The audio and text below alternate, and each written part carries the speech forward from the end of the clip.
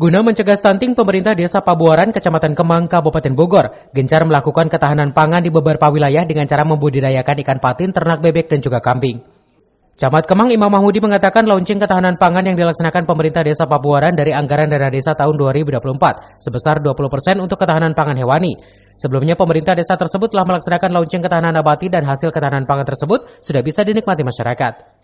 Menurut Imam, ketahanan pangan budidaya ikan yang dikelola oleh kelompok tani di Kampung Naga, Desa Pabuaran. Hal tersebut bertujuan untuk mencegah penurunan stunting khususnya di wilayah tersebut.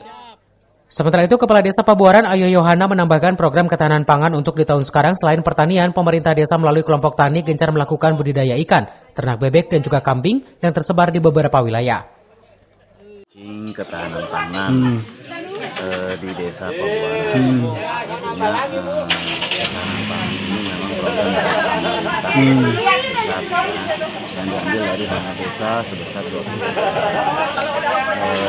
Ketahanan pangan ini memang ada maksud ini untuk adanya ketersediaan pangan, juga bisa untuk membantu masyarakat yang ada stuntingnya. Ya kelompok itu perikanan, budidaya ikan, budidaya bebek, dan budidaya kambing untuk tahun sekarang. Budidaya ikannya di Kampung Pasir Naga RW 07 RT 1, terus kambing di wilayah RW 02 RT 4. Kalau bebek itu di wilayah RW 05 RT 1.